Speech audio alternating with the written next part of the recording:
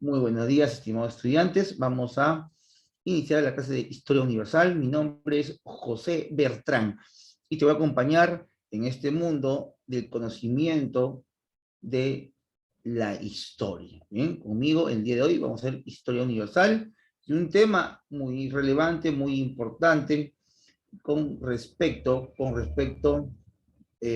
a lo que vendría a ser uno de los imperios más grandes que pudo haber visto la humanidad sobre la faz de la Tierra.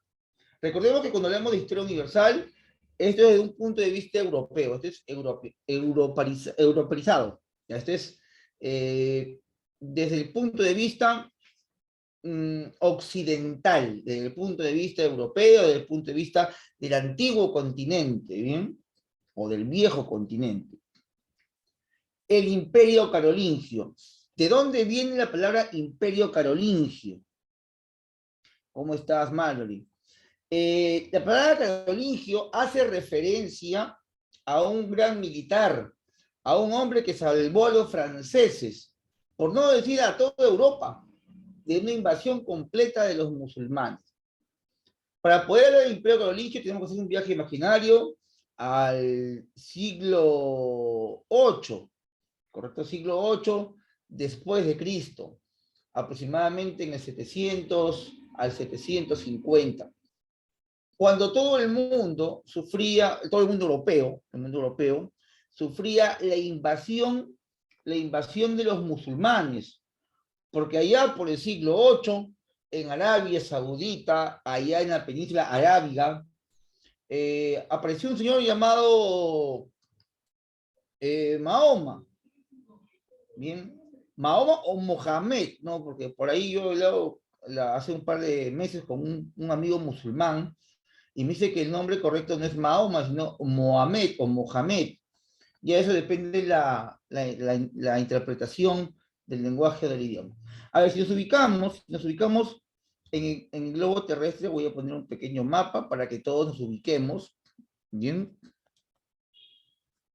Ayuda el mapa, ¿cierto? Espero que sí, para que tengas una mejor visión de lo que estamos hablando. Vamos a abrir el Google Maps para que tú puedas apreciar dónde o de dónde estamos hablando. Vamos al buscador, importante conocer estas herramientas. Bueno, es más importante todavía tener un internet de repente de gran velocidad. En este caso, ahí está. Bueno, aquí sale el mapa de mi casa, creo. Vamos a poner el mapa Europa, ya de frente. Ahora me sale Girón Europa. Ahí está. Ahí está. Nos encontramos aquí con el continente europeo. ¿Sí? Se distingue. Dime solamente sí o no. Es más, te voy a encender el micrófono. Si deseas, participas con el micrófono y está activado. Solo ten cuidado, a veces se queda prendido y escuchamos algunas cositas que no nos corresponden. Ahí está. Este es el continente europeo. A ver si excelente, Emilia, muchas gracias.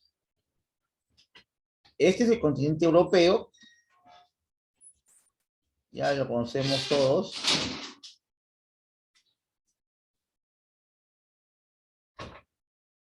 Ya, listo, este es Europa.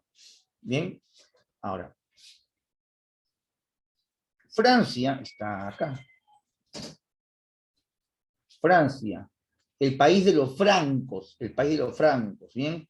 Antes llamada por los europeos o por los romanos, básicamente, las Galias, llamaban las Galias, puesto que Galia significaba tierra de gallinas. Acá había muchos de esas aves, pues, ¿no? Aquí encontraban estas aves y llamaban tierras de gallinas. De repente tú que eres amantes del fútbol, has podido apreciar en la selección francesa que ellos tienen un pollo, ¿no? Un ave en el pecho, y es justamente por la región, pues no tierra de gallinas. Bien. Aquí hay un poquito el este, estoy viendo el mapa, aquí en el este, los chicos me están escribiendo por el chat, ¿qué dice el chat? A ver, por el interno.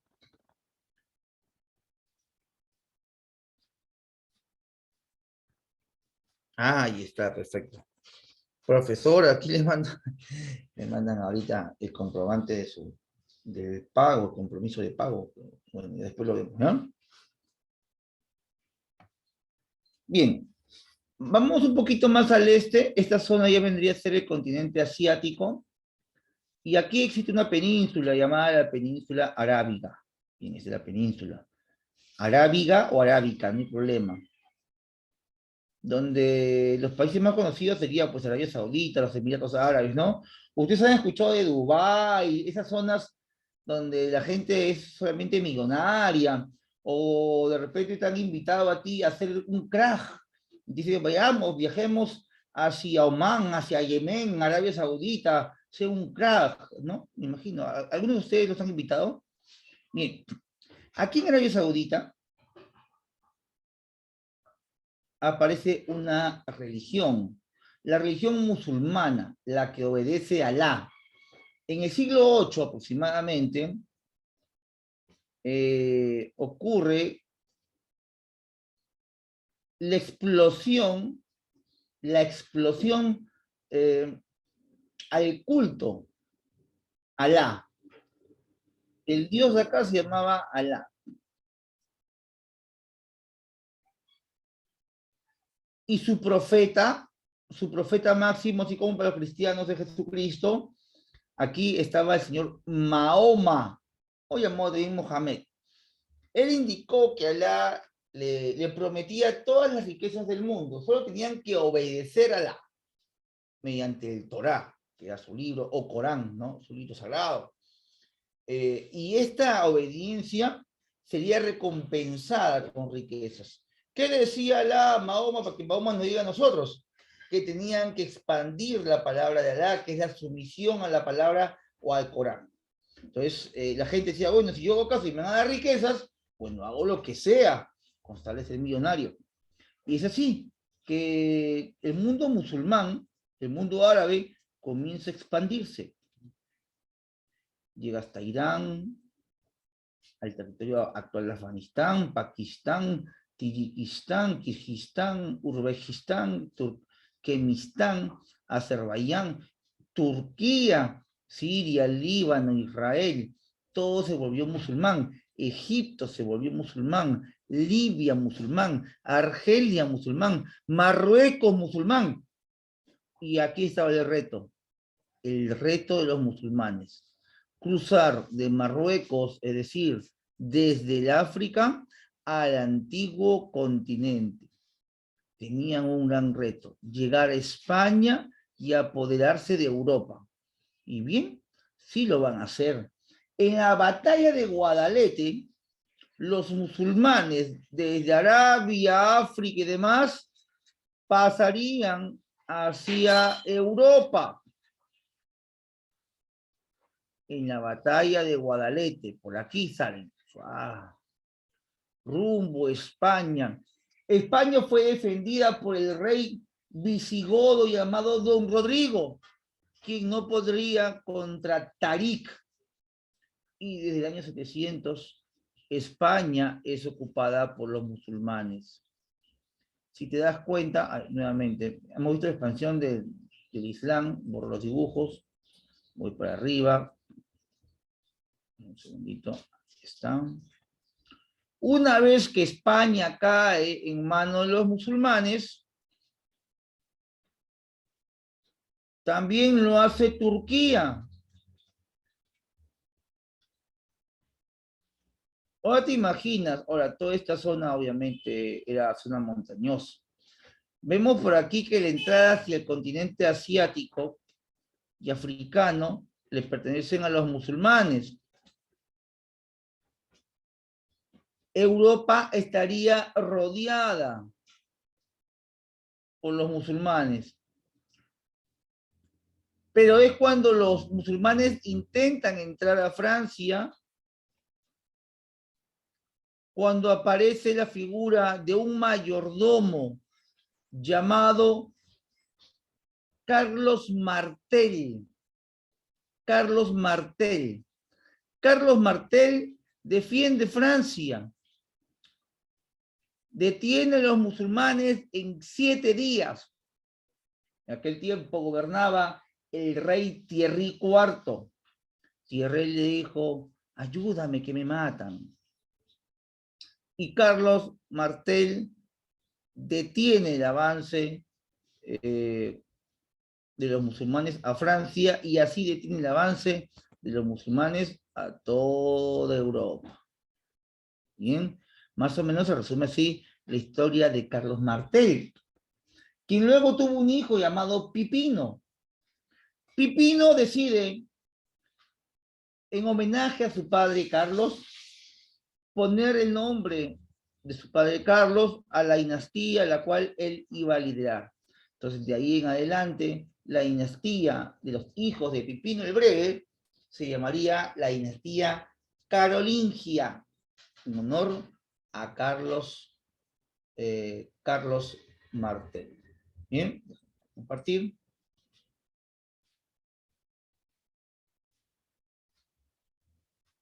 Pero esta dinastía carolingia ya luego se convertiría en el gran imperio carolingio. ¿Y cómo se transforma en el imperio? Porque luego Pipino tuvo más hijos, y cuando tuvo hijos, uno de ellos destacó, se llamó Carlomagno, y Carlomagno convirtió el reino de los carolingios en el imperio carolingio. Él sería coronado un 25 de diciembre del año 800. Y cuando Carlomagno es coronado como emperador del imperio carolingio en la actual Francia, hizo una alianza con el Papa. Dice, oye, Papa, tú me ayudas, yo te ayudo, y hagamos un gran imperio. Al Papa no se le ocurrió nada mejor que decirle, oye, pero tu imperio carolingio, y como es una alianza con Roma, ¿qué tal si le llamamos también el Imperio Romano de Occidente? Porque el Imperio Romano ya había desaparecido y Carlos Martel quiso reconstruirlo. Bien, entonces sabemos como antesala, como un antecedente al Imperio Carolingio, que los carolingios provenían de los francos. Recuerda que la palabra franco etimológicamente significa hombre libre y atrevido. Fueron guerreros, corpulentos, de tez blanca, ojos azules, con el cabello rapado por delante y largo por detrás. Los francos eran reconocidos guerreros. La capital del Imperio Carolingio fue la ciudad de Aquisgrán. ¿Bien? Carlos Martel, duque de Austrasia, venció después de 7 días a los musulmanes en la batalla de Poitiers, año 732, donde muere Abderramán. En su época, el rey merovingio era Thierry IV. Recordemos que en Francia gobernaban los reyes merovingios, apodados también los reyes holgazanes. Cuando los reyes holgazanes se enteraron que iban a ser invadidos por los musulmanes, estos holgazanes enviaron a su mayordomo Carlos Martel. O sea, en vez de pelear Thierry IV como rey, pues Thierry se quedó en su casa, mandó a Carlos Martel. Thierry IV estaba lleno de miedo, pensó que Carlos Martel nunca vencería. Pero esta victoria de Carlos Martel lo transformaría en una amenaza política. Si bien es cierto, Carlos Martel fue fiel al rey Thierry IV y nunca intentó quitarle el trono, el hijo de Carlos Martel, Pipino el Breve, sí lo haría. Pipino el Breve habló con el Papa y le preguntaba, ¿pero por qué Thierry IV gobierna si el que venció a los musulmanes fue mi padre Carlos Martel? Carlos Martel debe de gobernar. Pero Carlos Martel era muy fiel a su rey. Era fiel y bueno, pues no pensaba traicionarlo. Pipino el Breve, sin embargo, a la primera que pudo, hizo un complot contra los reyes que su padre defendería. Pipino el Breve, con la ayuda del Papa Zacarías y también del Papa Esteban II, crearía todo un movimiento para sacar a los reyes llamados holgazanes del trono y crear la nueva dinastía carolingia. Pipino el Breve destronó al último rey merovingio, llamado también o apodado holgazán. Los merovingios eran apodados holgazanes.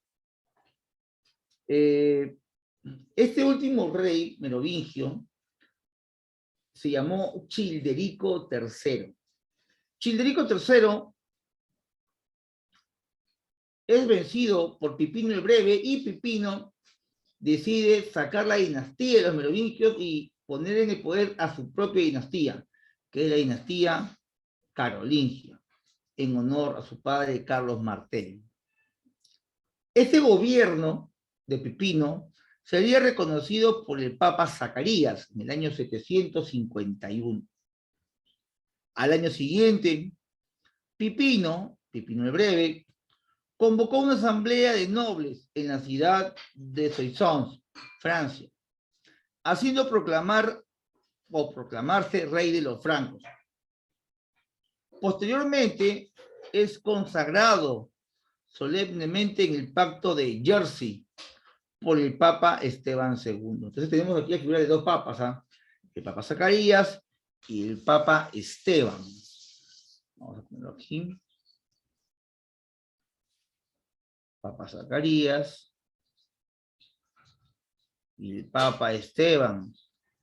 Pero el Papa Esteban tiene algo peculiar, porque él le pide apoyo a Pipino y Pipino le dice, por tu apoyo en mi gobierno, te voy a obsequiar unas tierras que tenemos los franceses dentro del territorio italiano, al sur de la Lombardía, allá en Roma, todo eso le corresponde a los francos. Te voy a donar ese territorio. Y de ahí en adelante nacería el término de los estados pontificios, es decir, de las tierras del Papa. Desde el año 755 el Papa era el encargado de lo que es la actual Roma. Obviamente que esto trae guerras luego, porque la gente que vivía en Roma no quería ser gobernada por el Papa. Bien, y bueno, pues lo sacarían al final del Papa aproximadamente en el año de 1870.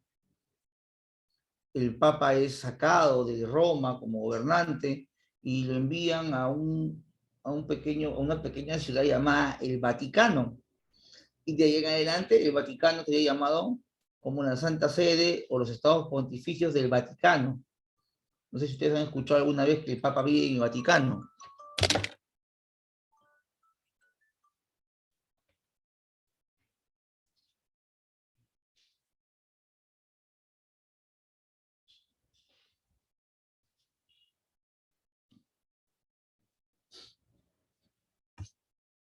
Bien, vamos a continuar.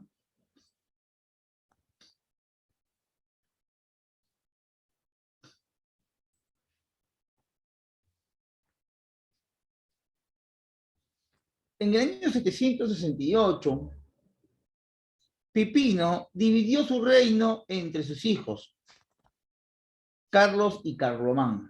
Obviamente Carlos es Carlomán. Sin embargo, 3 años después, este murió y Carlos heredó la totalidad del reino. El nuevo rey franco fue conocido como Carlomagno, que significa Carlos el Grande, y fue uno de los monarcas de mayor prestigio en Europa medieval. Carlomagno tenía por derecho hereditario la mitad del territorio de los franceses, y la otra mitad era para su hermano mayor, Carlomán. Pero Carlomán, cada vez que era enviado a una campaña militar, salía lamentablemente con derrotas. Bueno, aquí hemos colocado que él muere 3 años después, pero en realidad no es que muera, sino que desaparece la historia, no se sabe qué pasó con él. Posiblemente la vergüenza de que cada vez que iba a una campaña militar perdía. Y sin embargo, Carlos Magno, pequeño, menor que él, era enviado a misiones más difíciles y sin embargo salía victorioso. ¿Sí?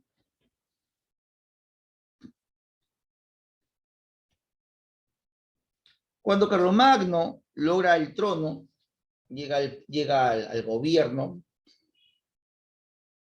el Papa le otorga el título de emperador de Roma.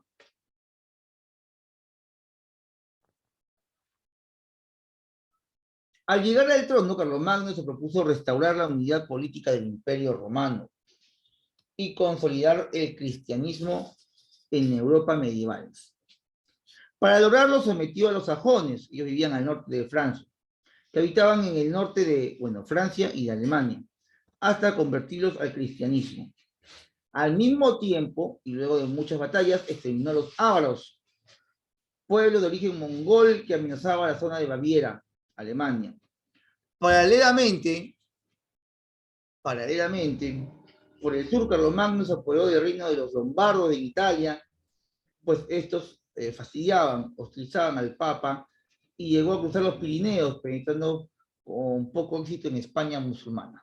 Entonces, miren, Carlomagno ya en aras del poder, este era su territorio. Vamos a anotarlo aquí, ¿ya? Vamos a ponerlo acá. Todo esto era el Imperio Carolingio.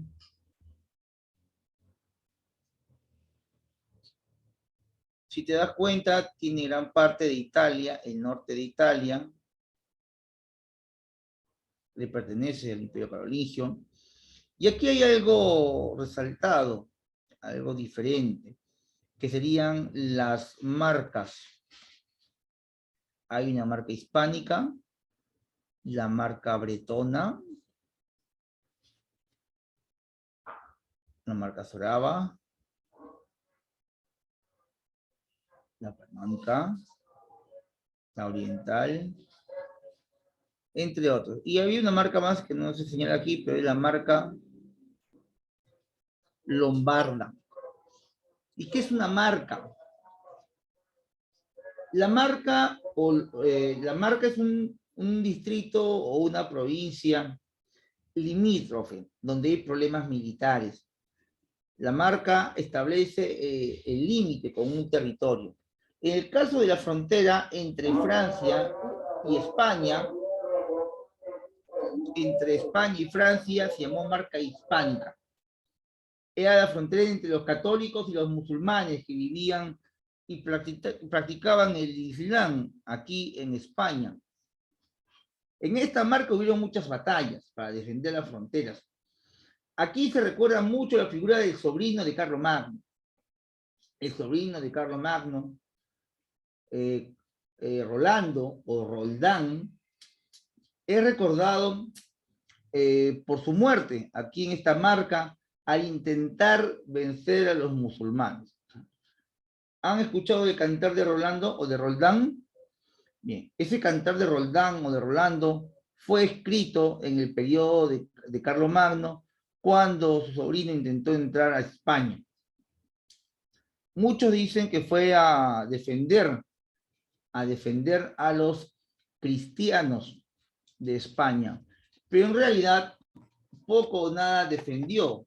Más bien lo que hizo fue desorden, puesto que si bien es cierto, aquí vivían los musulmanes, todo el norte de España era católico.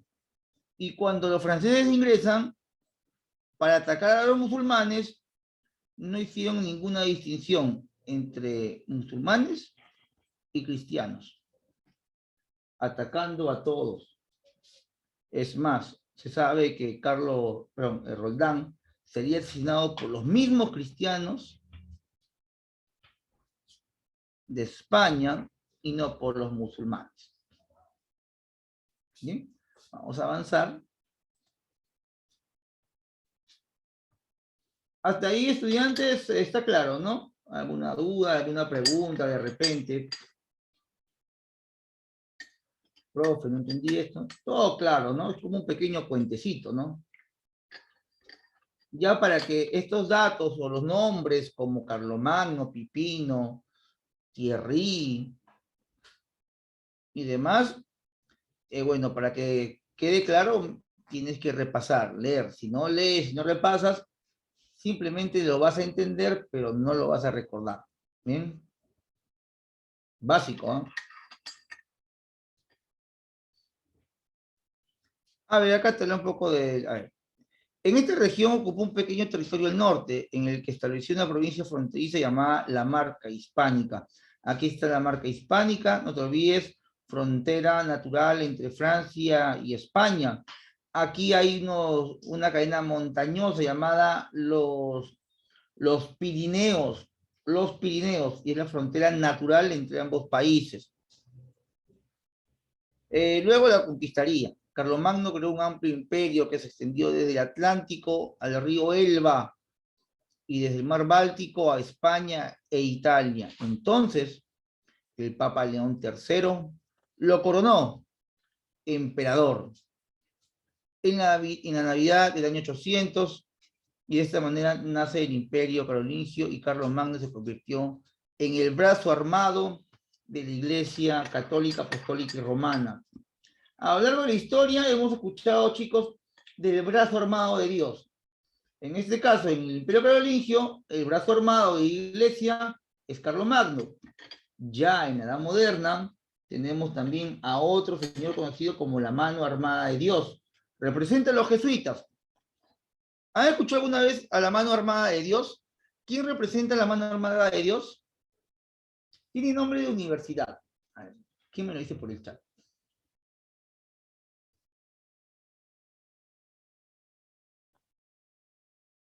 Es un español. No me digas San Marcos, ¿ah? Porque caen. San Ignacio de Loyola. San Ignacio de Loyola era la mano armada de Dios. ¿Bien? Era un gran guerrero. Y bueno, era más militar que otra cosa, pero se conoce como San Ignacio. Ojo que las marcas no solamente fueron en España, también aquí hay una marca importante, ya te voy a enseñar, es la marca lombarda. Aquí vivía un rey llamado el rey Desiderio. Dice que era muy serio, nunca sonreía, su vida tétrica. Rey Desiderio tiene canciones antiguas, canciones medievales, en la cual se le menciona como Desiderio, Desiderio, siempre triste, siempre serio. ¿Qué sería de su tumba sin el rayo de lunita que lo alumbra? Bueno, es parte de una letra de un cantar medieval. Bien, Desiderio, que siempre estaba serio, era el archienemigo de Carlomagno. Pero cuentan que en una de las tantas batallas, que sí tuvo victorias contra Carlomagno, pero tuvo más derrotas y al final Carlomagno lo derrota a él, estaría su hermano de Carlomagno, Carlomán, el supuesto desaparecido, el supuesto muerto. Se casó con la hija de Desiderio, porque quiso recuperar sus tierras, quiso ser nuevamente el rey de Francia, pero como por ley no le correspondía, traicionó a los mismos francos. Hizo una alianza con los lombardos, pero igual no tuvo éxito. Recuerda que siempre la Iglesia Católica estuvo aquí de acuerdo y apoyó a Carlos Magno. ¿Bien? Iglesia Católica, Apostólica, Romana, que luego tendría como base o punto de operaciones España. Al inicio Francia, pero luego España.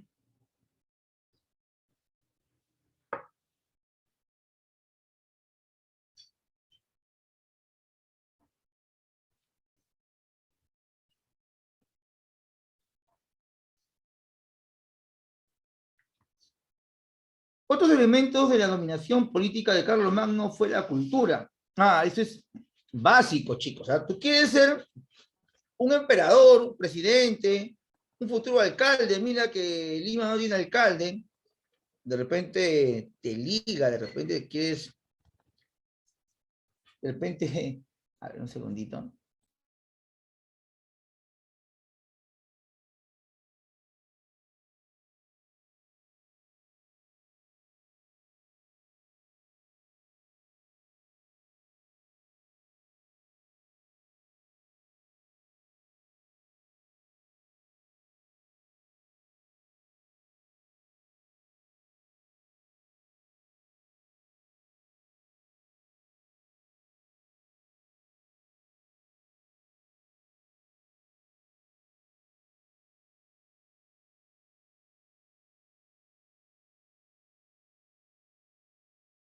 Ya, chicos, disculpen.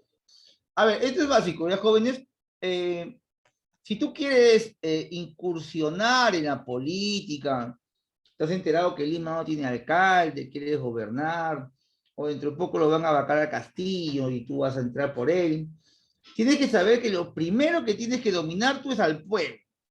¿Y cómo dominas al pueblo? Bueno, pues tienes que entrar a sus corazoncitos, haciéndole creer que tú eres bueno, que eres buen gobernante y que eres la persona correcta para gobernar. Tienes que entrar desde el punto de vista cultural, desde su cultura, idiosincrasia, pensamientos, desde su fe, desde lo que les gusta. Ustedes han visto campañas políticas, me imagino. Han visto que ahora, por ejemplo, viene la campaña municipal, los futuros alcaldes o candidatos van a todas las losas deportivas, van a los vasos de leche, van, hacen caminatas, dan regalos, dan tuppers. Bien, eso es básico, chicos. El candidato no es eso porque tenga amor al pueblo o realmente quiera a la gente pobre. El candidato simplemente repite un patrón dentro de los políticos, que es engañar al pueblo. Entonces, Carlomagno, para que pueda tener control sobre el pueblo, tenía que ser querido. Ya, así como hace, por ejemplo, qué sé yo, pues Castillo diciendo no más pobres en un país de ricos. Y la gente le creyó, ¿no? La gente dijo, oh, sí, ahora todos vamos a ser ricos. O de repente como nuestra amiga Keiko Sofía Fujimori, ¿no? Que ayer ha sido su día de trabajo. Nadie sabe en qué ha trabajado toda su vida, pero bien, Keiko venía y te regalaba tuppers, unos tuppers naranja con 10 soles adentro, 20 soles y todo. ¡Ah! ¡Qué buena! Mira cómo regala plata, mira, mira. Bien, igualito hacía Carlomagno. Iba, repartía granos, te llevaba sacerdotes y te decía que te ibas a ir al cielo si es que lo ayudabas. Claro que sí, entonces, eso es política, chicos. En realidad, al rey o en realidad a la clase política lo que le interesa es tu confianza para que lo dejes robar, diré, para que lo dejes gobernar. Para que le dejes gobernar, nada más. Y Carlomagno lo hizo muy bien, porque lo primero que hace Carlomagno es unirse con la iglesia. ¿Y qué decía la iglesia al pueblo? El pueblo se moría de hambre en Francia, no tenían que comer, todos flacos, tuberculosos, anémicos, con enfermedades. ¿Qué le decía al pueblo? Oh, tú eres del pueblo, bienaventurado eres, bienaventurado, porque el reino de los cielos es de los pobres. Ay, todos los pobres, ¡ah, qué bueno que soy pobre! No tengo para comer, me estoy muriendo, me voy al cielo. ¿Ya? Es lo mismo que hacen los políticos en la actualidad, pues, ¿no?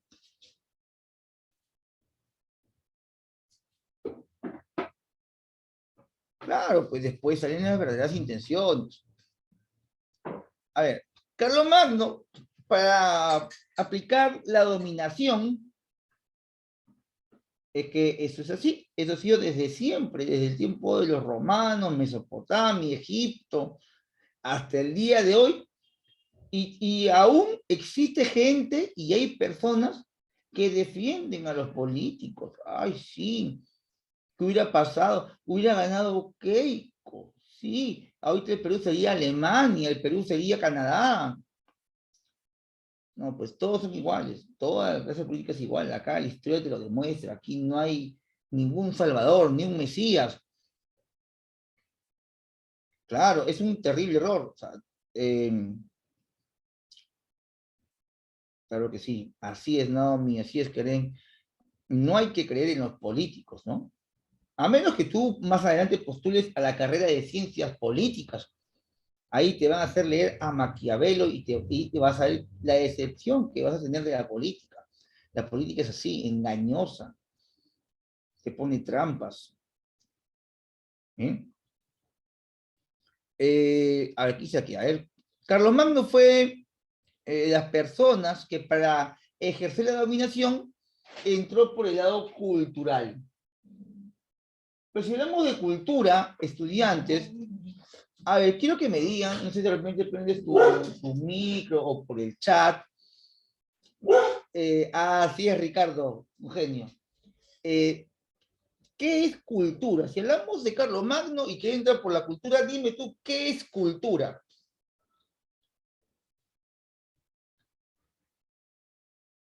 ¿Qué entiendes, Naomi, por cultura? Ricardito, ¿qué es para ti la cultura? Keren, Jamie, Cárdenas, Huguito, Alondra, dime, ¿qué es para ti la cultura? Un conjunto de conocimientos. Eso es correcto, ya, pero va un poquito más allá. No me googlees, no me cortes y pegues lo de Google, ¿ya? Vamos, ¿qué te sale de ti? ¿Qué te imaginas? A ver, vamos, en mente de Naomi. Ricardo, ¿qué te sale? Rápido, no pienses. Profe, cultura es, pon ahí. Ponlo, sin miedo. Vamos, aquí estamos para aprender. Manera en la que las personas actúan. Claro que sí, porque por ejemplo tú vas por la calle, subes al Metropolitano, subes a la línea uno, tú estás sentadote ahí como una foca, ahí se bien rico y hay un viejito que no puede ni caminar y tú te paras y le dices, tome asiento. Y dicen, oh, qué educado, qué buena cultura que tiene. Claro que sí. Entonces, una costumbre, una forma de actuar también es parte de la cultura.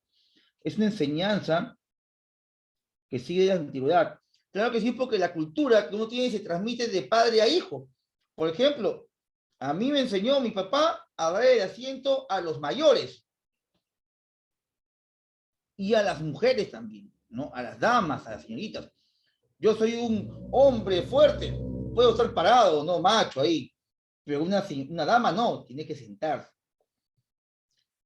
Por ejemplo, en uno de mis tantos viajes que he tenido por todo el mundo, yo me di cuenta que en Chile, en el transporte público, el varón no se para, así vea a un parapléjico en el bus, no se para nadie. No. Y en Argentina, peor. Una vez subí a un SUBE, se llama así SUBE, que es el bus público, y había una señora así ancianita, ¿no? Y yo me paro y le dije, tome asiento. Y la señora parecía que había visto al diablo. Y, ¿usted qué tiene? ¿Por qué me da asiento? Y es que ahí no le dan asiento ni a las mujeres, ni a los viejitos, ni a nadie. Muy raro, ¿no? De repente sí existen, pero ahí luego me explicaron que no, eso no ocurre. Eso no pasa en esos países. Aquí en el Perú sí, posiblemente por nuestros arraigos machistas, que dicen que dar asiento es machista, pero no me importa, yo me siento bien dando el asiento. Y tienen razón, la cultura es todo lo que el hombre hace, dice o crea. Todo lo que el hombre pueda crear, hacer o decir es cultura. De decir, profesor, buenos días, eso demuestra tu cultura, tu idiosincrasia. Tu forma de vestir. La vez pasada estuve viendo un TikTok que decía, ¿qué pasó con los emos? ¿Qué es un emo? Era una subcultura de los años 90 donde los chicos, bueno, hasta ahora existe creo, ¿no? Pero ya no es como antes, ¿no? Antes los chicos salían a las calles vestidos de negro, se pintaban los ojos por acá, como Jack Sparrow, se pintaban las uñas de negro. Y la gente decía, oh, son satánicos. No, eran emos, eran emos. Y una comunidad emo es una subcultura. Claro, pelo de colores. Ya creo que han ido desapareciendo poco a poco, pero yo recuerdo sí en mi época, cuando aparecieron, ni en mi época, ya, porque yo estaba ya grandecito ya. Eh, sí, era raro verlos, ¿no? Con un ojo tapado, con el cabello se tapaban. Sí, todavía existen, ¿no? Ah, ya, me dicen, no, profe, yo soy emo, me dice. Su compañero me quitó, pues no, profesor, yo soy emo. Ah, sí. No se respeta. Claro, emolientero, me dice. A ver, bien, entonces, cultura es todo lo que el hombre hace. A ver, la última, para cerrar con respecto a la cultura, que es importante. Eh, Cuando estuve en Chile, 2006, conocí amigos ahí en Valparaíso y me comentaron que era muy sencillo diferenciar entre el peruano, el chileno y el boliviano. Y entre esas diferencias era que el chileno nunca iba a botar un papel al suelo. Y me dice, mira, fíjate cuando camines por la plaza y si alguien bota un papel al suelo, ¿es boliviano o peruano? Así de sencillo. El que bote el papel al suelo es boliviano o peruano. Cerrado. ¿Por qué? Porque es su cultura. Porque su cultura es de esa manera. O peor aún, sale un sábado por la noche a cualquier plaza y si ves a alguien orinando en un árbol, ese es peruano. Sí, cerrado. Yo no sé qué tan cierto sea, pero el tiempo que estuve, que fue un mes, nunca vi un chileno en un árbol orinando, ¿no? Pero aquí en Perú lo veo cada media cuadra, si es que salgo de noche. Sí, más que limpios, son bastante ordenados. Bien, y eso es parte de la cultura. Y Carlomagno lo sabía hace más de 1500 años atrás.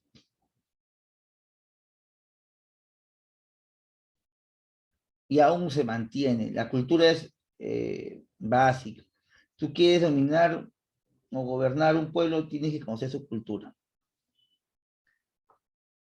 ¿Y qué mejor forma de dominar una cultura que es mediante la educación? Profe, usted nos puede dominar, porque profesor, por supuesto, yo les puedo vender humo, los puedo engañar, pero no es mi papel. Ya, yo no soy político, yo soy profesor. Si fuese político, de repente. Ya, si fuese político, de repente. Pero yo no soy político. O no estoy haciendo política con ustedes. Porque por naturaleza el ser humano es un ser político. ¿Bien? Toda aquella persona que renuncia a la política en la vida está condenado a que lo dominen otros políticos. Son. Tienes que sí o sí ser político. Bien. Tú te has preguntado el por qué en el Perú las tasas de educación son tan bajas, ¿no? Existe muy baja calidad educativa en muchas partes del país. De repente, donde estás tú, no, porque tienes la facilidad, por ejemplo, de la tecnología. Tú tienes una buena formación ahora, pero en muchas partes del país no existe esto. Y es porque el Estado es consciente que si el pueblo estudia a conciencia, el pueblo lo puede derrotar, puede tumbar al Estado y a su sistema corrupto. Es por eso que ya desde la Edad Media, nuestro amigo Carlos Magno buscó dominar el pueblo mediante la educación. Y mira que se sigue repitiendo hasta el día de hoy. Por eso es que no se da la importancia debida a la educación peruana, para poder dominar al pueblo. Más fácil, ¿no? Acá dice que por esa razón el emperador impulsó la apertura de escuelas para la formación de funcionarios públicos y religiosos. Carlos Magno tenía algo seguro. Él quería que su imperio crezca. ¿Cómo crece? Con educación. A él no le importaba perennizarse en el trono. Él no quería perennizarse, él no quería estar por siempre. Él quería que Francia crezca. ¿Y cómo iba a crecer? Mediante la educación. Apoyaría la creación de 3 tipos de escuelas: la escuela palatina, conventual y parroquial. En la palatina estudiarían los hijos de los nobles, donde les enseñarían las funciones del Estado. Las conventuales eran para los sacerdotes, que les ayudaba a convencer al pueblo. Entonces había un montón de escuelas conventuales donde los sacerdotes vivían para Dios, por Dios y para el emperador, para nadie más. Y las parroquiales, que era, bueno, para la clase rural, para la clase rural, pobre, donde los ayudaban a aprender a escribir y a leer. Y obviamente, como no, su dosis de catequesis, para que sean sumisos y le tengan miedo a Dios. Tuvieron escuelas en las iglesias y en los monasterios, que llegaron a conformar importantes bibliotecas, en las cuales el mundo occidental conserva una gran parte de la tradición latina. Como anécdota, te contaré que Carlos Magno no sabía escribir.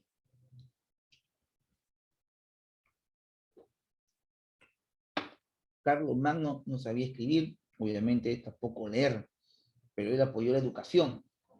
En los últimos años de su vida, cuentan que sí, pudo aprender lo básico como escribir su nombre, unos textos. Pero eso no significa que sea inteligente, ¿ya? Y él contaría con grandes filósofos que lo ayudarían a tener un buen gobierno.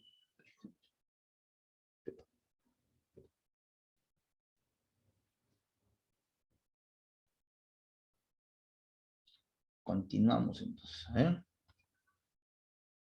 Acá menciona que dice, a fin de impulsar este movimiento de renacimiento cultural, Carlomagno se rodeó de figuras de relieve, como el inglés Alcuino de York, el francés Eginardo, que escribió su biografía.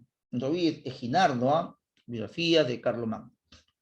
También se preocupó por las artes, mandó construir numerosas iglesias que imitaron el estilo romano y bizantino, como por ejemplo la capilla del Palacio de Aquisgrán.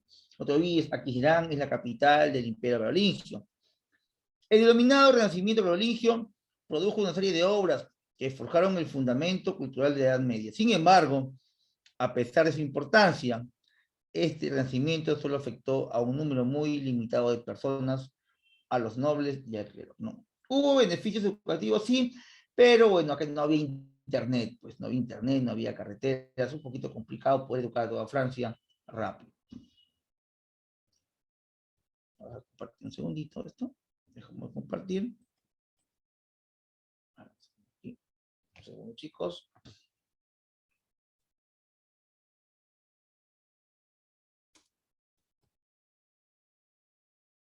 Bien, como ya tenemos una idea, una pequeña idea de lo que es el Imperio Carolingio, vamos a ver otro punto de vista, ¿ya? Un pequeño resumen de lo que es el Imperio Carolingio en un par de minutos, y así podemos complementar lo que estamos viendo. ¿Bien? ¿Te parece? A ver, un minutito, voy a compartir la pantalla, para utilizar una herramienta también válida aquí en lo que es el Imperio Carolingio.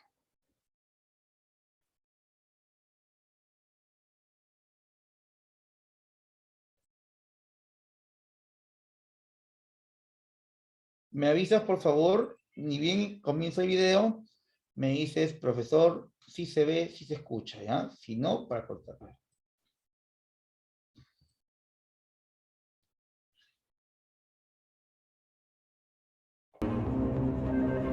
¿Se escucha y se ve? ¿Confirmas? ¿Se escucha, se ve?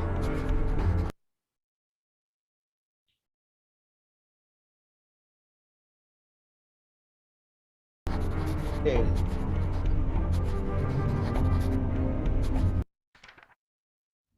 Sin duda, uno de los imperios más importantes de la Europa medieval fue el Imperio Carolingio, un poderoso estado que se desarrolló en el centro de Europa entre los siglos 8 y 9 después de Cristo. Este imperio es recordado por su brillante emperador Carlomagno, para muchos el padre de la Europa medieval. También es recordado porque dentro de sus fronteras se mezclaron tres tradiciones fundamentales para el desarrollo histórico de Europa occidental: la tradición cristiana, la tradición romana y la tradición germánica. Los cimientos del Imperio Carolingio fueron construidos por el padre de Carlomagno, el cual era conocido como Pipino el Breve. Pipino, en el año 751, se convirtió en el rey de los francos.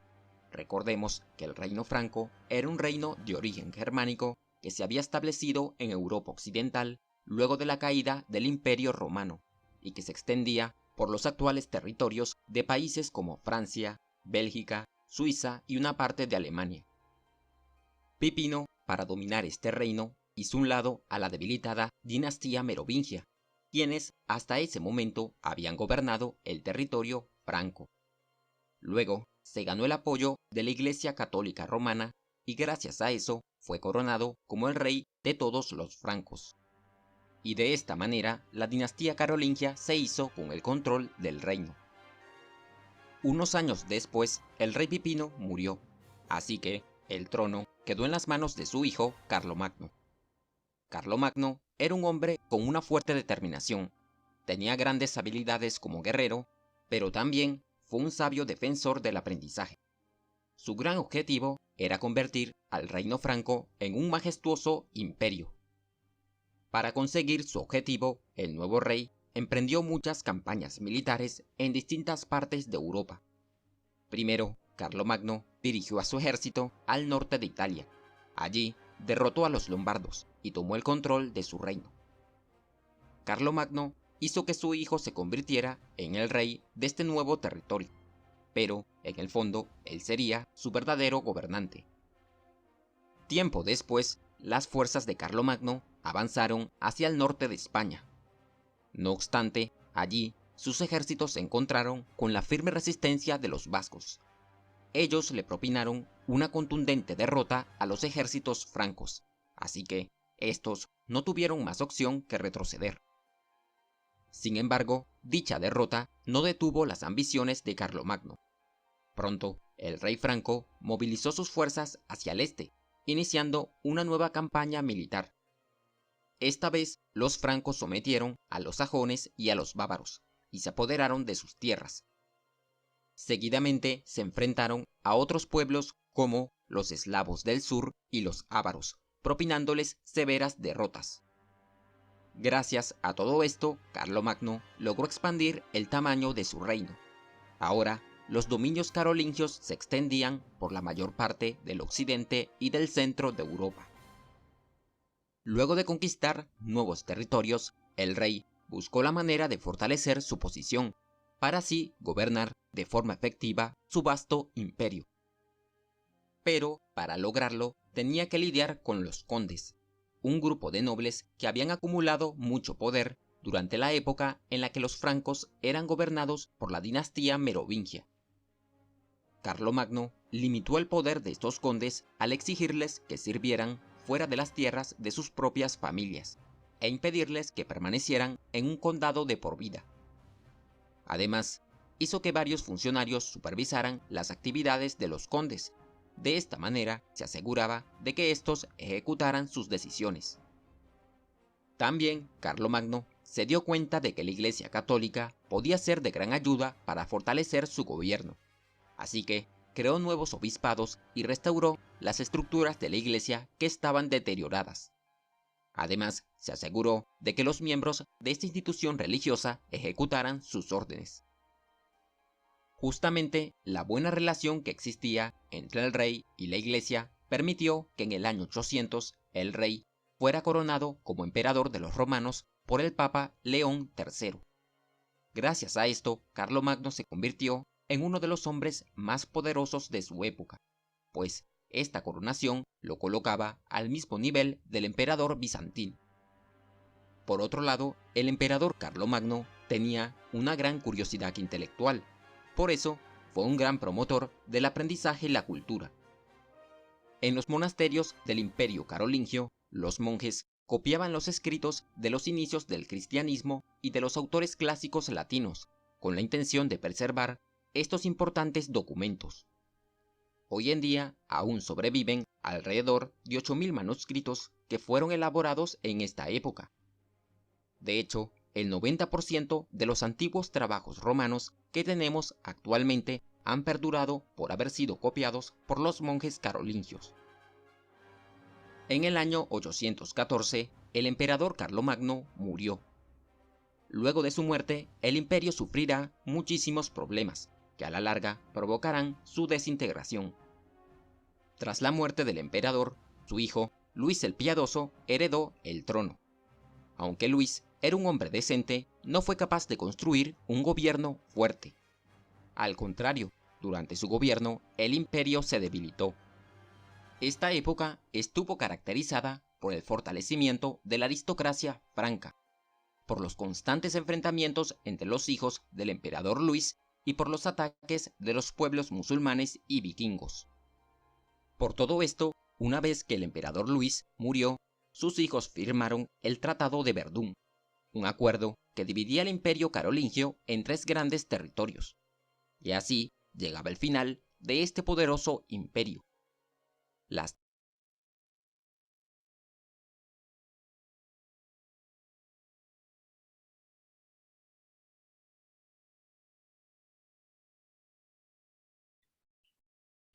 A ver, chicos, este videito es básicamente de ya todo, ¿no? Todo lo que es el imperio. Y sí, Carlos Magno tuvo muchos aciertos. Ahí habló de la educación, habló de la alianza con el cristianismo. Bien, pues fue un buen gobernante, no hay nada de que discutir. Pero lamentablemente a su muerte no hubo quien lo reemplace. Su hijo, Ludovico Pío, o llamado también Luis el Piadoso, era correcto, pero no tenía el poder necesario. ¿Y por qué no tenía el poder? Porque ya existían hombres de la nobleza llamados los condes, quienes querían también su poder, eran hombres ambiciosos, con mucha fortuna. Pero ¿qué es un conde? Me imagino que se escuchó alguna vez la palabra conde o la palabra condado. Un conde obviamente es el dueño de un condado. ¿Pero qué es un condado? Es una provincia interior. Profe, no entiendo cómo es que es provincia, si hay interior también hay exterior. Claro que sí. Imaginemos que el Perú es un reino y yo soy el rey del Perú. ¿Bien? Y Stephanie es una condesa.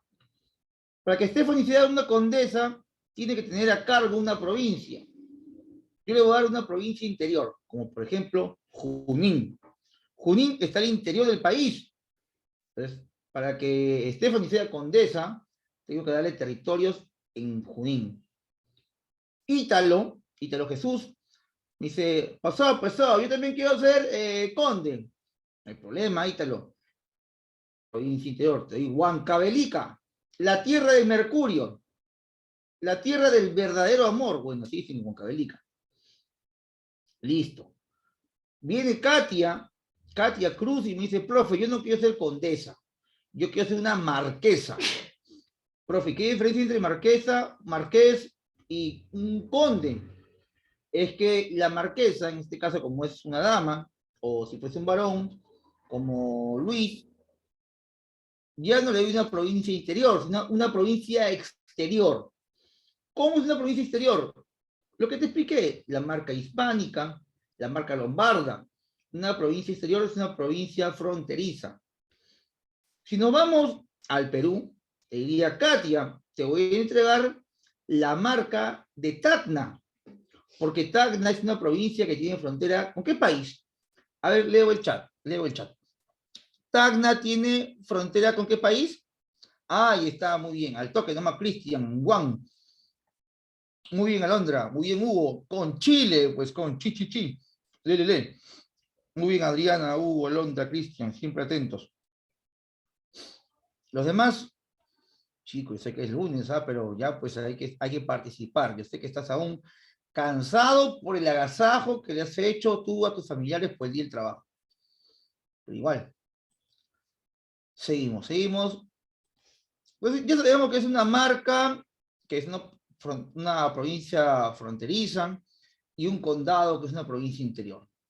Pero, profe, ¿hay más nobles? Claro que sí. Están los duques. De repente has escuchado tú del duque de Wellington, ¿no? El que venció a Napoleón Bonaparte. El duque de Austria. El duque es el dueño de un ducado. ¿Y qué es un ducado? Es una provincia militar. Profe, ¿cómo se come eso? Una provincia militar es cuando tu país entra en guerra y se unen dos o tres provincias para hacer un fuerte. Imaginemos, mañana comienza una nueva guerra con Chile. Ah, ya, entonces tenemos marcas, tenemos condados, pero como estamos en guerra, vamos a fusionar marcas y condados para defender la frontera. Se une Tacna, Moquegua y Arequipa. Esas tres regiones se unen y forman un ducado. El ducado es una provincia militar encabezada por un duque. Duque viene del latín duc, y duc significa guía. ¿Bien? Estos eran los nobles en este periodo. Bien, esos eran los nobles. Ahora vamos a los sacerdotes. Ellos estudiaban en las escuelas conventuales. Bien, fueron hechas en los conventos o monasterios. También habían en las catedrales, donde le llamaban escuelas catedralicias. Alcuino, era un hombre importante de aquella época, introdujo el programa de las 7 artes liberales, dividido en 2 grupos. Estos chicos tienen que memorizarlo como cultura general. ¿Qué son las 7 artes liberales?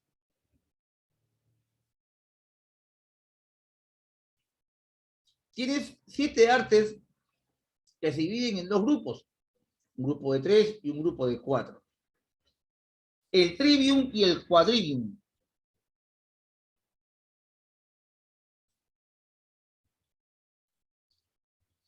El trivium, compuesto por todas las artes que te enseñaban a expresarte, tanto física, oral, como de manera escrita. La gramática, retórica y dialéctica. Y el quadrivium, que estaba compuesta por la aritmética, geometría, la música y la astronomía. La música es un arte, la música es una ciencia.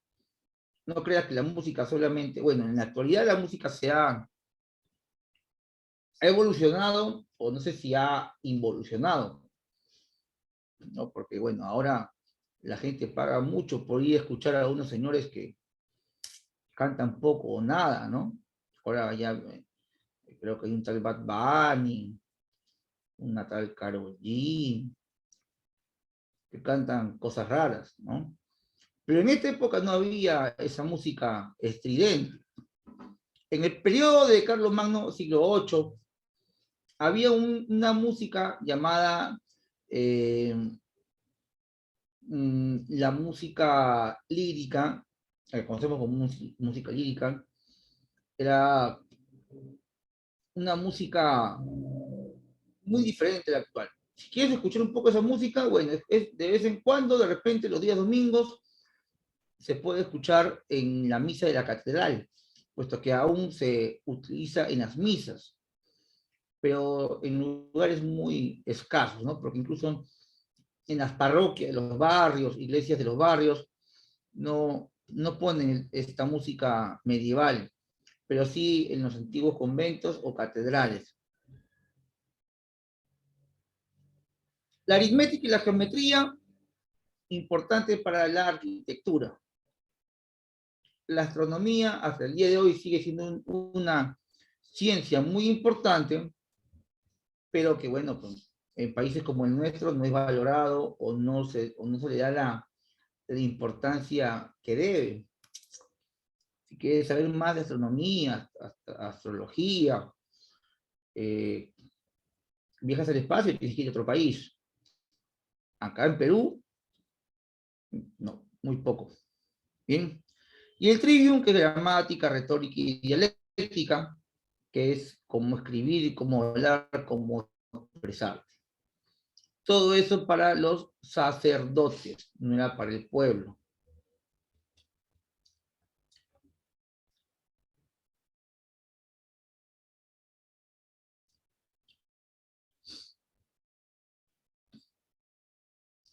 Y aquí está la escuela parroquial. ¿Bien? La escuela parroquial, que era básicamente para el pueblo, enseñaban las cosas básicas, a leer, escribir, el catecismo y...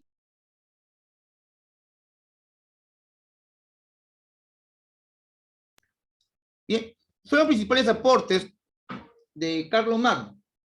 Ahora, Carlomagno, como te dije hace un instante, al fallecer, le deja el trono a su hijo Pipino, perdón, Ludovico Pío, no es Pipino, Pipino es su padre. Su hijo es Ludovico Pío, o llamado también Luis el Piadoso. Luis el Piadoso no pudo con el imperio. Luis el Piadoso tuvo 3 hijos. 3 hijos. Uno se llamó Luis el Germano, San Luis el Germano, nació en la frontera con Alemania, bueno, hoy Alemania. Carlos el Calvo, no tenía pelito, alopésico, mi amigo, y Lotario, que vivía al sur. Tuvo 3 hijos, Ludovico Pío o Luis el Piadoso. Luis, Carlos y Lotario serían los nietos de Carlomagno. A la muerte de Carlomagno se perdió el poder central. Ludovico Pío no podría con los condes, ni con los duques, ni con los marqueses. Todos le hacían la vida imposible. Algo así como lo que ocurre hoy día con Castillo, obviamente. Vamos a salvar la diferencia, porque decirle, comparar a Castillo con Ludovico Pío es insultar a Ludovico Pío. Pero igual, no lo dejaban gobernar, porque en la actualidad a tu presidente, que tú lo amas, el Congreso le hace la vida imposible, ¿no? El Congreso pues, no le deja ni respirar. Pobre Castillo, ¿no? Que te quiere ayudar a que deje de ser pobre para que sea rico en este país, donde no deben haber pobres, ¿no? Él te enseña, ¿no? Te enseña con historias como la del pollo, que si estuviera vivo, pero estaba muerto. Ahí está Cristian, me dice, pero profe, yo sí le entiendo a Castillo, porque la historia del pollo es un... Bien.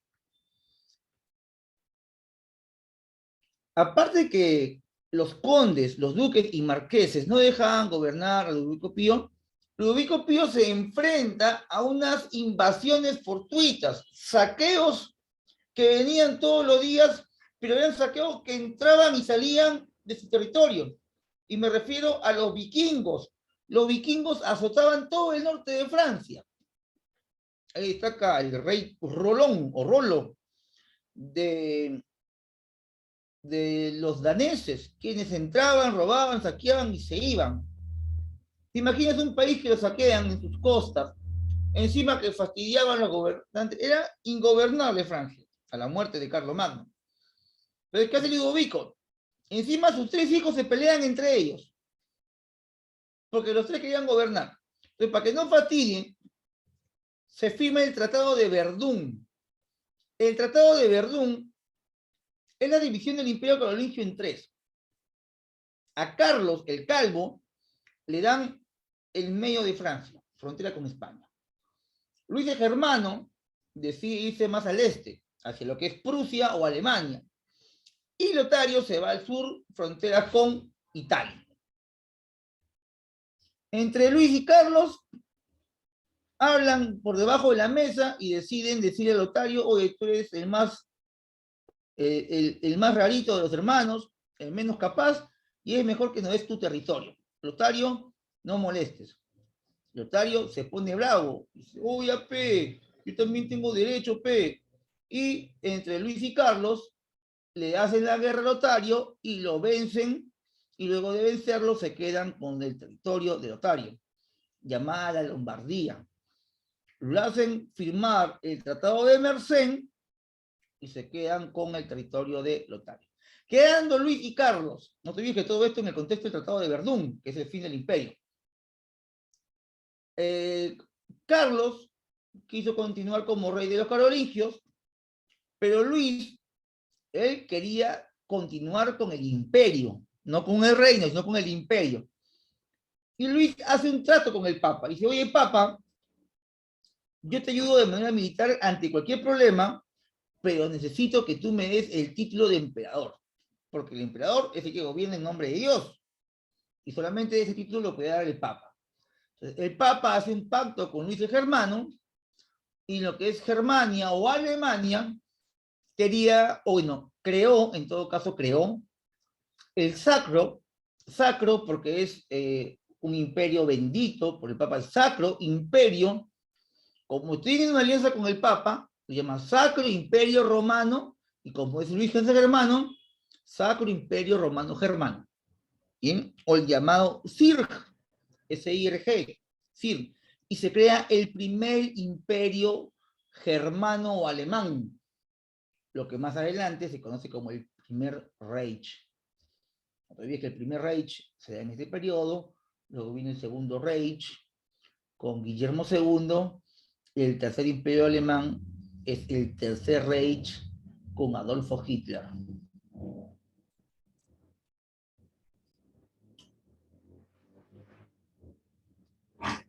Bien, esto lo vemos después. Este es el Imperio Bizantino, ¿bien? Que se desarrolla al mismo tiempo que el Imperio Carolingio. Vamos a poner una pausa.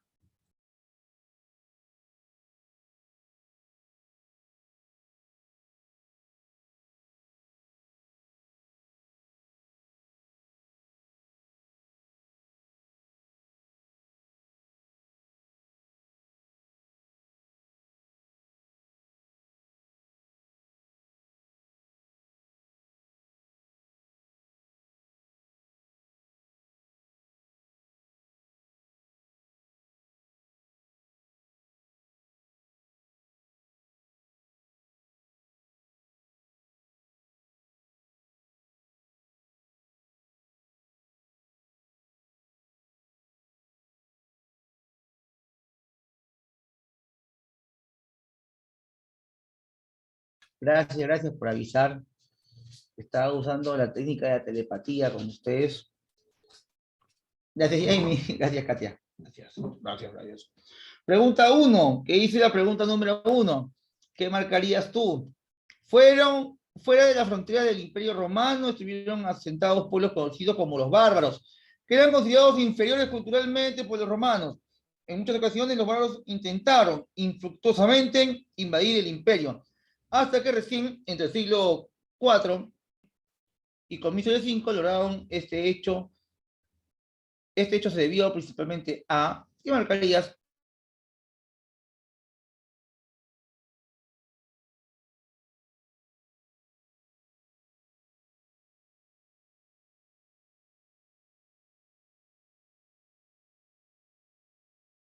A ver. Uno, dedo. A ver.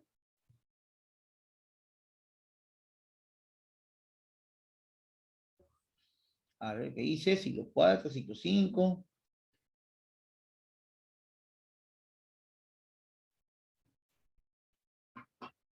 ¿La D seguro? No, a ver. ¿Cómo es que los bárbaros... La A, a ver. La A podría ser, Pero hay una que está más... ahí está, Querén, exacto, la clave es la letra C. Querén muy bien, letra C. Vamos con la pregunta número 2. Pregunta número 2.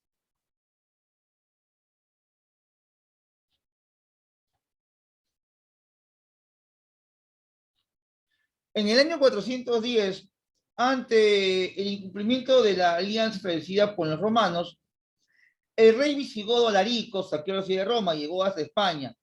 La debilidad del imperio condujo a que se...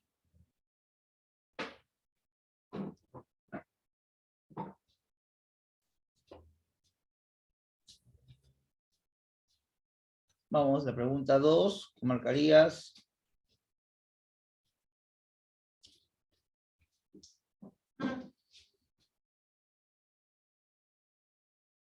Dos dedos, dos letras D.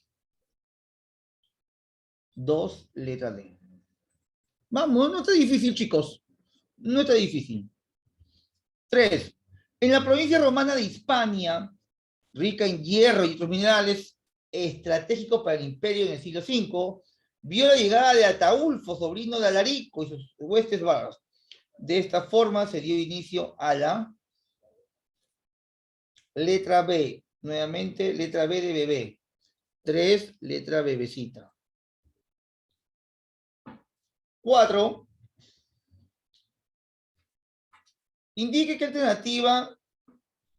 alternativa que contiene una terna de nombres no relacionados directamente con la caída del Imperio Romano y las invasiones bárbaras.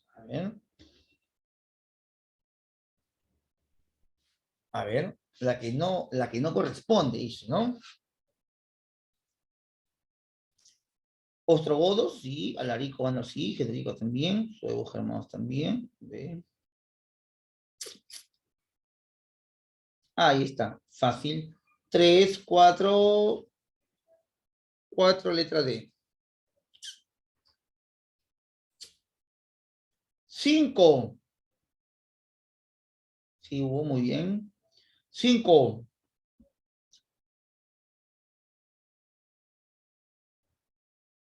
5, beso.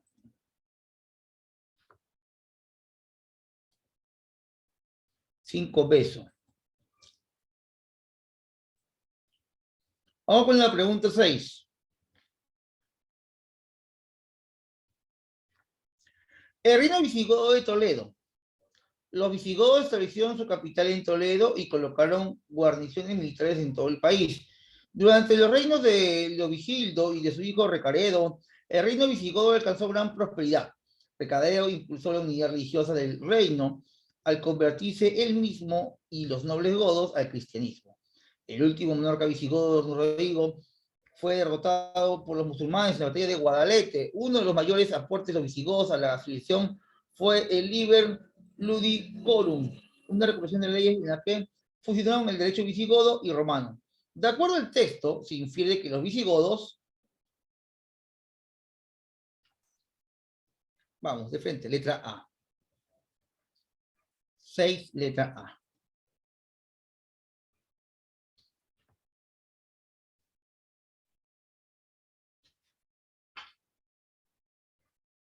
Pregunta 7. La batalla de Tours o Poitiers ha sido alabada a veces como la única razón en la que Europa no sea un estado musulmán y parte del imperio árabe, aunque esto es una exageración. Es justo afirmar que Carlos mereció el sobrenombre de martillo o martel, que se le confirió por asestar a la expansión musulmana una derrota tan espectacular. Poitiers representó una especie de marca de pleamar de la invasión musulmana en Europa. Las expediciones sobre los Pirineos continuamente y Carlos Martel se enfrentaría a ellos durante el resto de su vida. Con el tiempo crearía la gran dinastía carolingia que dio origen a Carlos Magno, considerado el padre de los caballeros europeos. De acuerdo al texto, se puede afirmar que su primacía de la que goza la batalla de Poitiers se debe a 7, se debe a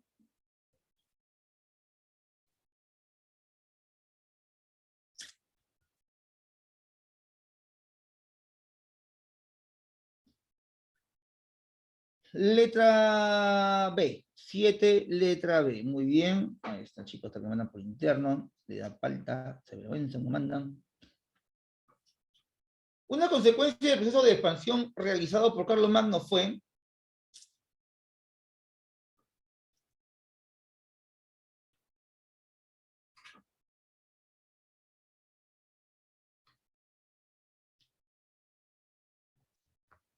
8, letra C. 9. Carlos Martel venció a los musulmanes en la batalla de Poitiers por la habilidad que mostró para utilizar como innovación. Ahí pisó la ballesta, si no me equivoco. A ver si claro, ahí está. Letra dedo, 9, dedo.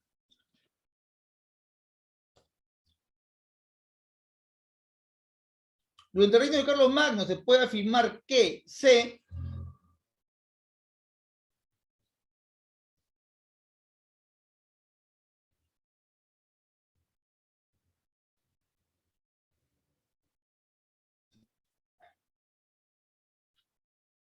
10. Muy bien, Ricardo. Así es, la C. 11. La desintegración del imperio carolingio dio origen al surgimiento de un nuevo sistema de dependencia personal que afectó enormemente las relaciones políticas administrativas que se denominaba feudo vasallístico. 11, dedo. ¿O C?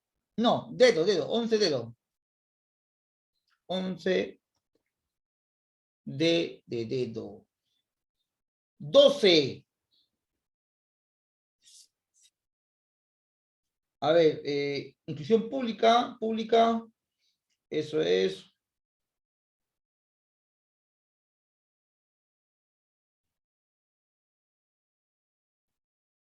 Doce besos. Vamos, chicos, siguen durmiendo, ¿qué pasa? 13. Carlos Magno dividió su imperio en condados, marcados y ducados porque buscaban veto. 13 de. Bien, chicos, esto ha sido todo por hoy. Así es, Ricardo, así es. Bien, ahí nos quedamos con respecto al curso de Historia Universal. Nos vamos a un pequeño receso de 15 minutos y volvemos con el siguiente bloque.